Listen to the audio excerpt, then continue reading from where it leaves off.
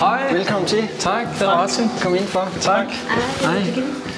Det er okay, at vi beholder Ja, bare behold skolen på. Ja, jeg havde nogle betænkeligheder ved at skulle vise den frem selv. Jeg var simpelthen nervøs, om jeg kunne gøre det rigtigt. Om jeg kunne matche de mennesker, der kom. Om jeg kunne styre min egen utålmodighed efter at få solgt. Og her har vi så soveværelset. Okay. Nå, fint. Det er stort. Ja.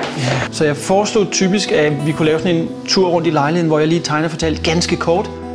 Men jeg tænkte på, at nu har jeg sådan lige vist jer rundt, at jeg kan simpelthen gå en tur ud på altanen og bare sætte mig og nyde solen, og så kan I gå rundt og kigge og snakke, og så hvis der er noget, I spørger om, så tager I bare fat i mig. Super. Så tager vi den derfra. Skal vi sige det? Jo, det er i orden. Vi kigger lidt rundt. Ja, gør det. Og så kunne I egentlig få lov at gå rundt selv og kigge og åbne skabe og se, hvordan køkkenet og hvordan tingene fungerede. Hvor meget varme den giver ud i rummet. Ja. Det fungerer jo også helt fint, altså på der. Det er også pænt og nyt ud. Det er sådan lidt med de fliser. Ja. Lige der, nej. Det er jo sådan lidt svært at gøre. Ja, det gør vi. Det var nok ikke sådan, jeg ville have lavet det. Nej.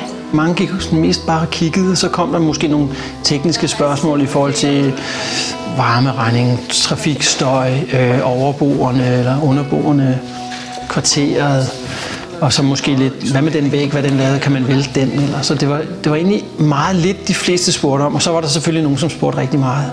Hvordan er det egentlig med elinstallationer? Jeg har ikke kigget så meget, men det lader der til at være masser af. Ja, men det er der, det kan se, og det er jo den nye type med, der er lysdæmpning i alle oppe i loftet. Og så er der rundt langs væggene. Okay. Lige præcis. Jeg havde tanken på, hvordan jeg ville reagere, hvis nogen synes, det var den værste møglejlighed, de nogensinde i deres liv havde set. Men egentlig gik det op for mig, at det må de jo have lov til at synes. Fordi hvis det er sådan, de har det, så er det alligevel ikke dem, der skal købe den, så det betød ikke noget. Jeg havde mine overvejelser, men nej, det er jo deres valg. Så det var egentlig, betød ikke så meget alligevel, da det kom til stykket.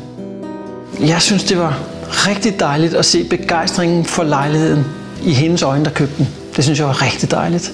Fordi jeg var selv meget, meget glad for at bo der, var lidt ked af, at jeg skulle flytte.